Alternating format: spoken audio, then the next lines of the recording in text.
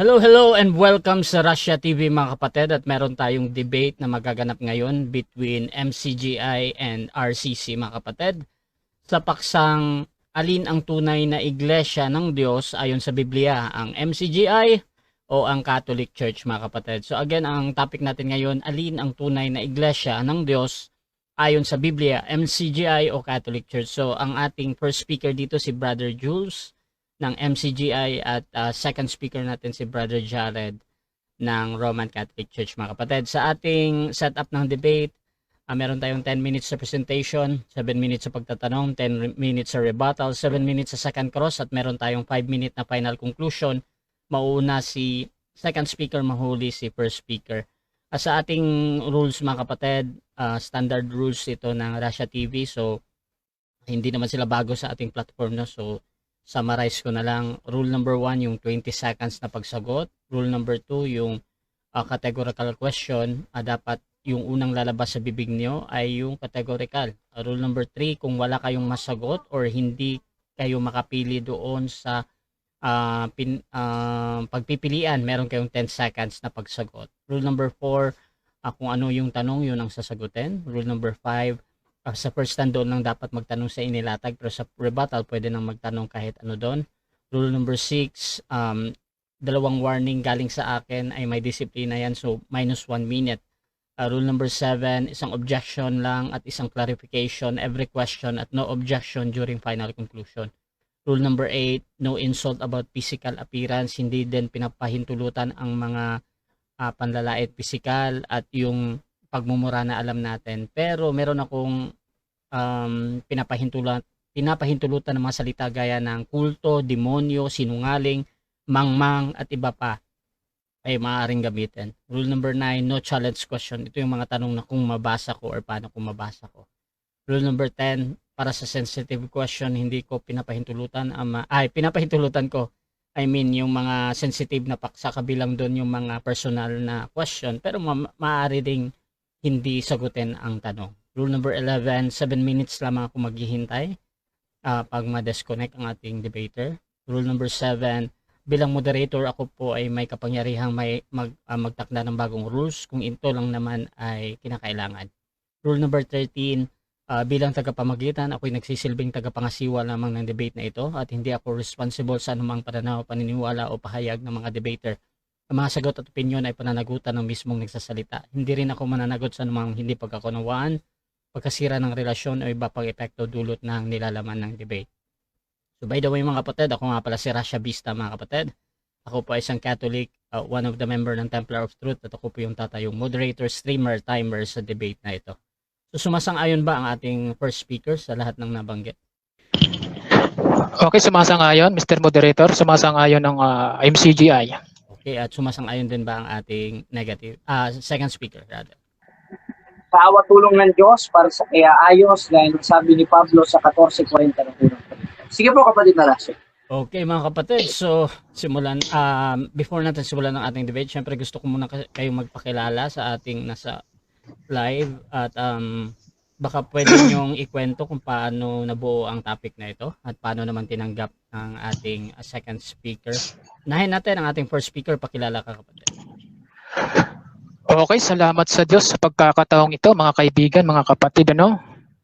Magandang hapon kay Jared, kay Bro Russia, at sa ating mga kaibigan. Okay? At sa mga kapatid sa Iglesia ng Diyos, pag-ibig. Ang tema, patutunayan ko ayon sa Biblia, na ang tunay na Iglesia ng Diyos ay MCGI at hindi Roman Catholic. Yan.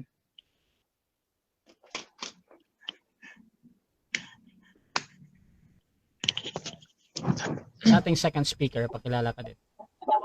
Yan, ako po si kapatid na Jared Almasora na dating kaanib sa MCGI na ngayon ay pinamumunuan na nagtuturo ng katekisuran ayon kay Apostol Pablo sa 16:17 hanggang 18 ng Roma na si Daniel Rason. Kaya pag nasa MCGI ka, walang pag-ibig. Ayun lang po kapatid na Russia. So dyan, yung ating mga speaker ngayon mga kapatid. So sa mga nasa live, please share yung ating live streaming ngayon. Kung gusto niyo yung mga ganito pag-uusap, ganitong debate mga kapatid. at sa ating mga, kung gusto nyong mag-tag ng inyong mga friends, mga kapatid, please comment at highlights or at followers kung meron kayong mga ganyan.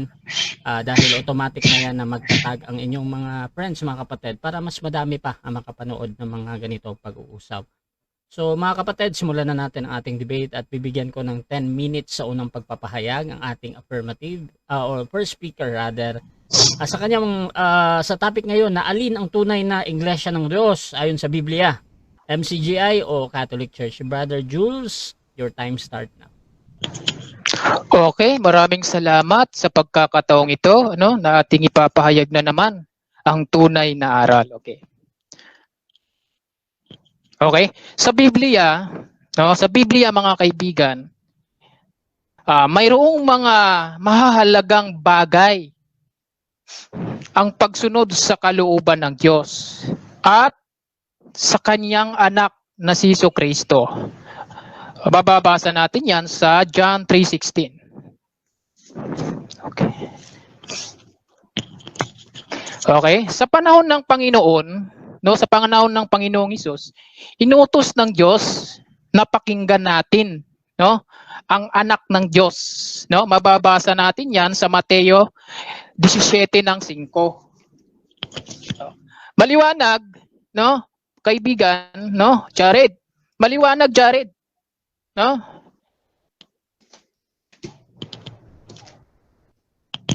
Okay. Ayan na. Sa Biblia mga kaibigan, inutos ng Diyos sa pamamagitan ni Jesucristo na mayroon pong tinatawag na iglesia ng Diyos. Yun ay tinagubili ni Apostol Pablo doon sa unang Timoteo 3:7. Ang sabi ni Pablo, kung ako'y magluwat ng mahabang panahon upang maalaman mo kung paano sa mga tao ugaliin nila. Saan? Sa bahay ng Diyos na siyang iglesia ng Diyos na buhay. Ayan, napakaliwanag. Ano? Maliwanag, no, mga kaibigan. Maliwanag, Jared, na ang kabilin-bilinan ni Apostol Pablo sa mga tao, ugaliin sa bahay ng Diyos, no? O ugaliin ng mga tao sa iglesia ng Diyos. Walang sinabi uugaliin sa Roman Catholic Church. Walang ganyan. Okay?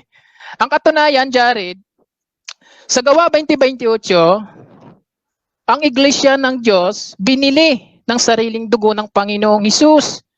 No, napakaliwanag, mga kaibigan. Hindi Roman Catholic Church yung binili ng sariling dugo sa Biblia, kundi iglesia ng Diyos. Okay, napakaliwanag, ano? Ang katunayan, si Pablo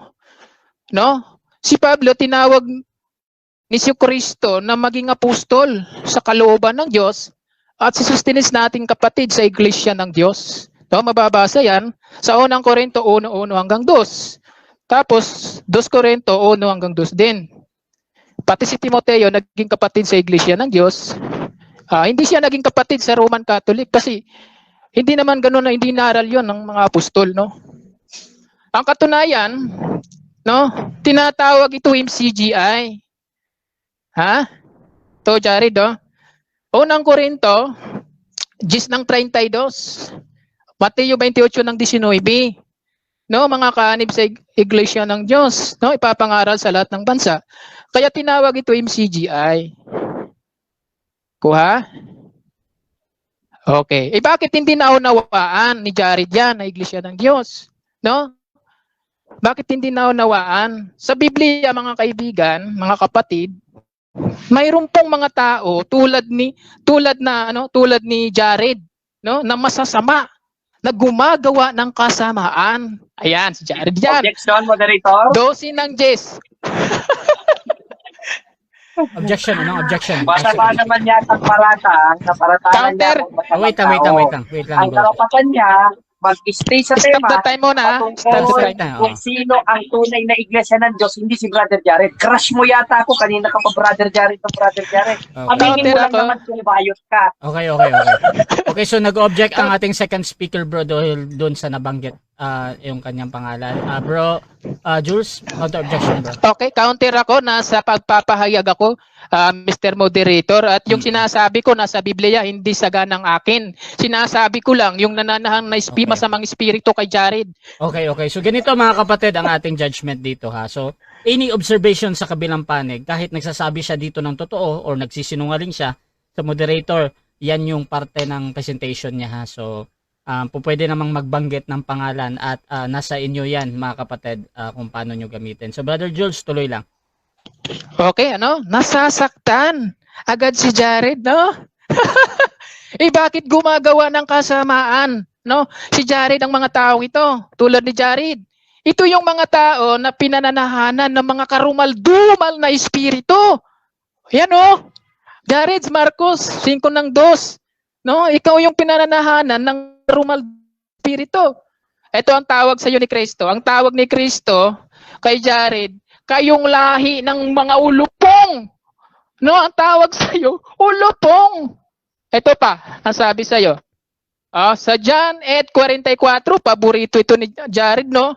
Ibabato natin sa kanya, kayo'y sa inyong amang diablo. Jared, ano sabi? Kayo'y sa inyong amang diablo. Ito pa, sabi ni Kristo patungkol sa ating kaibigan, kayong mga ahas. Jared, ang sabi, kayong mga ahas, sila'y mga bulag. Ayan, si Jared bulag. Okay, sabi ng Panginoon yan na hindi akong may sabi. At sa gawa, 13:10, ikaw na anak, ikaw na kaaway ng lahat ng katotohanan. No? Kaaway ito si Jared sa katotohanan. Ito yung tinutukoy na anak ng diablo sa gawa 13:10.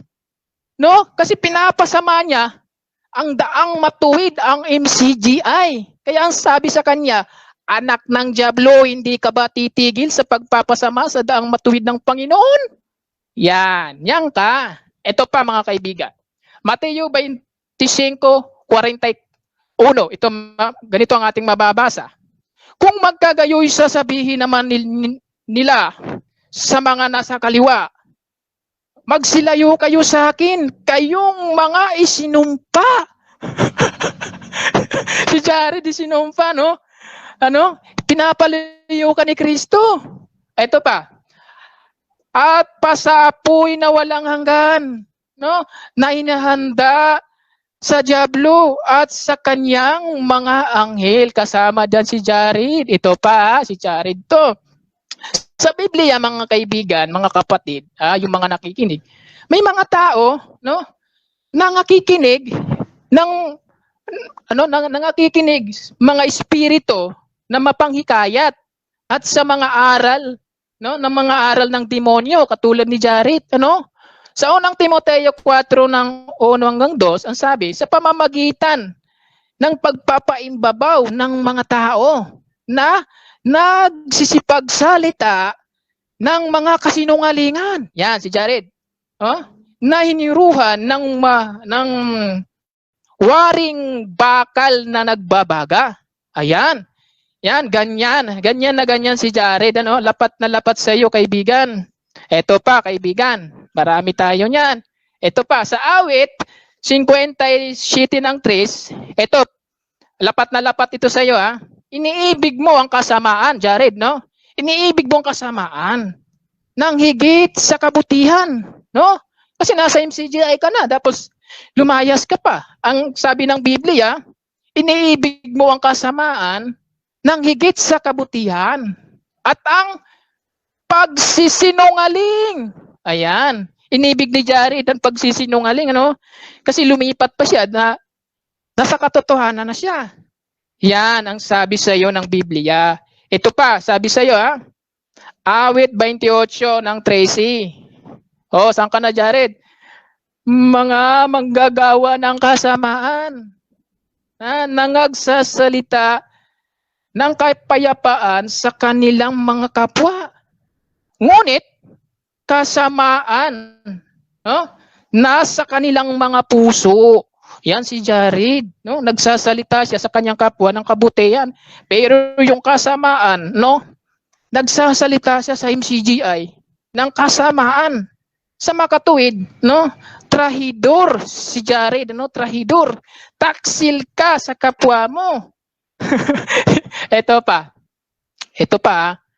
Awit 7 ng 14, 15 ng 16. Narito, siya ay nagdaramdam si Jared, no? Nagdaramdam. Oh, narito, siya ay nagdaramdam ng kasamaan. At siya ay naglihi ng kasamaan. Nako, delikado ito si Jared, no? At nanganak ng kabuluanan. Ayan. Yan pala si Jared, no? Nanganganak ng kabuluanan. No? Siya ay gumagawa ng balon. Ito na. At inuhukay at nahulog sa hukay na kanyang ginawa. Ayan. Yan, Jared, no? Gumawa ka pala ng balon, ikaw din yung nahulog sa hukay. No? Katulad ng ginagawa mo ngayon. Ang kanyang gawang masama ay nagbabalik sa kanyang sariling ulo. Oh? At ang kanyang pangdadahas ay mababasa sa kanyang sariling bumbunan. Ayan. Itong ginagawa ni Jared, mga kaibigan, no? Dati na siya ay nasa MCGI, lumabas siya, wala namang problema yan, no? Kasi mayroon talagang sinasabi ang Biblia niya na magsisilabas at hindi na sila mananatili sa aral, no? Ibig sabihin, hindi sila nangugat, no? Hindi sila nangugat. Ito yung tinutukoy na binhi, no? Na hindi sila nangugat. Time. Okay, so dyan nagtatapos, mga kapatid, ang unang pag-represent ng ating first speaker. Dako tayo sa unang pagtatanong ng ating second speaker, Brother Jared ng Roman Catholic Church. 7 minutes, your time start na. Ready ka na ba, Jules? Ready na. Tanong. Next question. Ngayon, binasa mo kanina yung 28:19 ng Mateo. Ito ba ay referado sa Members Church of God International? Yes or no? Yes or no? Yes, ipinangaral Yes. kasi yan sa mga bansa. Ang MCGI ang nangangaral sa mga bansa, kaibigan. Next question. Next question. Okay. Kaya sunod na tanong. Kung ito ay referado sa Members Church of God International, saan mababasa sa Synoptic Gospel ni Cristo na sinabi niya ang Members Church of God International? Pag wala kang nabasa, sinungaling ka. Categorical. Mayroon. O unawain mo lang. Ito, babasa tayo. Unang Objection Korinto mo na rito. Objection mo na, time stop. Second speaker, ano yan? Ang tanong ko sa kanya, Synoptic Gospel. Hindi sulat sa Korinto. Pag sinabing Synoptic Gospel, Marcos, Lucas, at Mateo. Okay, Huwag kang okay. pupunta sa Korinto dahil labas na ng Synoptic Gospel yan. Huwag ka namang maipit, Okay. MCPK, ka na. Okay, so nag-object Counter. ang wait lang. Inanalisa ko muna, bro. Wala Ang objection pala to. ng kabilang panig, naghahanap doon siya ng talata doon sa Synoptic Gospel. Brother Jules, counter objection, bro. Okay, counter ko. Iisa lang naman yan. Isa lang po yan. Utos ng Panginoon Jesus Cristo ang babasahin ko. Yan. Okay. So, ganito mga kapatid ha. Judgment ko dito, yung condition kasi ng sagot, yung gospel na yun, sinasabi ni Brother Jared. However, kung iba yung interpretasyon ng kabilang panig, kung ano yung para sa kanya doon, basta ang importante sa akin yung talata lang naman yung saan. So, Brother Jules, proceed ka sa sagot mo, bro. Saan ba, bro? Okay, proceed Babasa. tayo. Kasi isa lang naman 'yun, ano. Ang sabi ni Pablo sa unang Korinto 4 ng 37, kilalanin niya ang mga bagay na sa inyo yung sinusulat ko. Na pawang utos ng Panginoon, hindi mo alam yan eh. Kasi bulag ka, ang sabi doon sa 2 Korinto 4:4. Next question. Next question. Sunod na tanong. Sa 14:37 ng unang Korinto, konsiderado ba yung Synoptic Gospel ni Cristo? At kung konsideradong Synoptic Gospel ni Cristo, meron ka bang nabasang Members Church of God International? Yes or no? Categorical. Yes or no? Mayroon Meron daw. tayong mababasa. Unawain mo, unang Korinto 10 ng 32, Mateo 28 ng 19. Objection mo na. Time stop mo na. Bro Jared, anong objection, bro? Ang tanong ko sa kanya, yes or no? Okay. You are under cross-examination, sumagot kang categorical. Ipit na ipit ka na eh. Magsumbong Okay, ka kay okay. Daniel Rasul. Okay na. So, ang objection dito yung sa yes or no. Brother Jules, may counter-objection ka doon? Okay, sinagot ko nga siya ng yes, may Yes. mababasa. Ayan. O, kaya lang, nag-add home siya, no? Nagsa-side comment, pwede warningan mo naman siya, Mr. Moderator. Okay. Okay, so, doon sa ad home, sa akin bro, as long as hindi naman nagmumura, okay pa yan ha.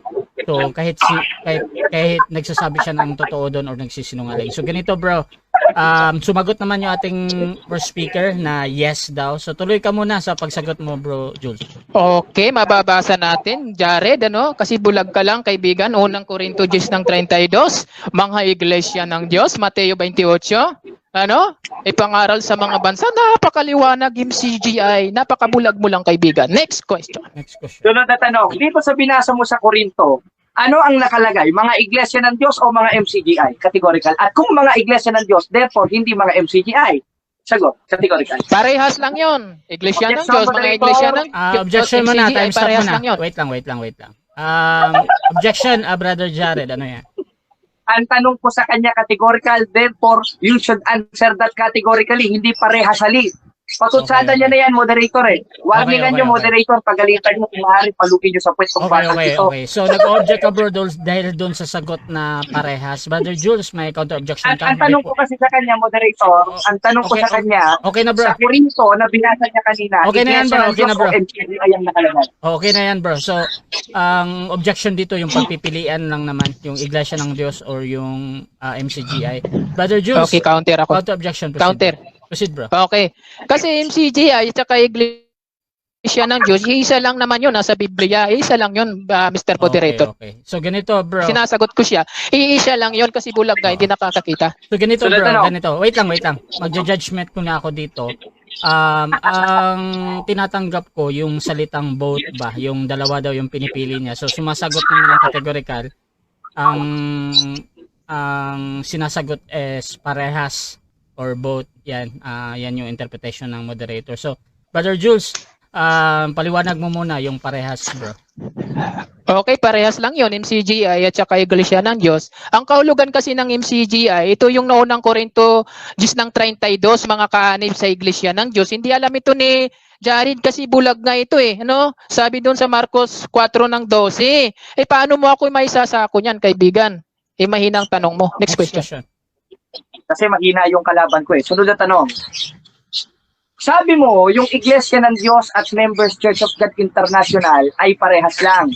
Saan mababasa sa Synoptic Gospel ulit ni Cristo na sinabi niya sa mga apostoles, ang Members Church of God International na pinangungunahan ni Eli Soriano at ang Iglesia ng Diyos sa Biblia ay isa lang. Pag wala kang nabasa, sinungaling ka na naman. Categorical. Ano talaga sa Synoptic Gospel? Mayroon talata. Meron Unang daw. Korinto 10:32. Mateo 28 ng 19. Paulit-ulit, hindi ka nakakaintindi.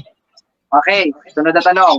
Ngayon, dito sa unang Korinto at sa Mateo yung binasa mo, meron bang nakalagay dito, gaya ng itinatanong ko sa iyo, na sinabi ni Kristo na iisa lang ang MCGI at Iglesia ng Diyos nung unang siglo na pinangmumunuan ni Eli Soriano? Meron o wala? Meron o wala? Mayroon. Meron? Next question. Oh, Next question. mayroon. Okay. Ngayong meron, babasahin ko, moderator, premise ito. Nakalagay, mga iglesia ng Diyos. Tanong, yung tanong ko kanina, naintindihan mo ba, yes or no? Yes, malinaw. Naintindihan ko. Kaya nga sinasagot kita ng unang Korinto 2 ng 32 tapos Mateo 28 ng 19. Hindi mo lang naunawaan kasi nga bulag ka. Marcos 12. Okay, next question. Next question. Okay, sunod na tanong. Ngayon, babasahin natin ng 28-19 ng Mateo kung meron siya o kung meron ba talagang na-premise to, moderator ha, kung meron ba talagang nakalagay nung gaya ng itinatanong ko sapagkat sabi niya meron. Yumaon kayo sa bawat bansa at sila'y inyong bautismohan sa pangalan ng Ama, Anak, Espiritu Santo. Tanong, nabasa ba dito yung tanong ko kanina na sinabi ni Kristo na ang MCGI at Iglesia ng Diyos ay isa lang? Meron o wala? At kung wala, babasahin ko. Mayroon daw, tulad ng meron. sinasabi ko, mga kaibigan, kanina pa, paulit-ulit, unang Korinto, 10 ng 32, Mateo 28 ng 19, dalawang talatang basahin mo. Next question. Sunod na tanong. Sa unang Korinto, 10:32 ang nakalagay mga iglesia ng Diyos. Tanong, sinong mas matalino sa inyo ni Apostol Pablo? Ikaw na nagsasabi na MCG ay ang nakalagay o si Apostol Pablo nagsasabi mga iglesia ng Diyos? Sinong mas matalino sa inyong dalawa? Kategorikal. Parehas kasi binigyan kami ng Objection, pagkaunawa. Objection. Time stop muna. Objection. Second speaker, ano yan? Ang tanong ko sa kanya, kategorikal, sinong mas matalino sa inyo? Ikaw o si Apostol Pablo? Okay. Ayon kanina sa unang Korintong binasa natin. Sapagkat Okay. ang sabi niya, MCG yan nakalagay dito. Okay, so ang objection dito, again, yung pagsagot ng parehas. Brother Jules, may counter-objection ka before ako hahapon. Okay, sinagot ko na siya, Mr. Moderator. Parehas kami ni Pablo. Okay. Matalino. Kasi Okay, nga okay. binulaan kami sa Daniel. 12 ng Okay. Gis, pantas, matalino yon. Okay. So ganito mga kapatid. Again, ang judgment ko dito, lalo na pag sumagot ng vote, ibig sabihin ang pinipili niya dito ay si Pablo at siya daw. At Brother Jules, 20 seconds bro sa pagpapaliwanag. Proceed bro. Okay, sa Biblia kasi mga kaibigan, may tinatawag na pantas o matalino ang kahulugan nun sa Daniel 12 ng Gis. At ang sabi dito sa Juan 1-3, siya ang aming nakita at narinig ay aming ibinabalita sa inyo upang sa inyo naman ay may pakikisama. Ayan, isako mo ako, Jared. Next question. Last 1 minute. Sunod na tanong. Ngayon, kung parehas kayo matalino ni Apostol Pablo at ang nakalagay kanina sa Gis ng unang Korinto yung mga iglesia ng Diyos, saan mababasa sa konteksto nito na sinabi ni Pablo, Members Church of God International?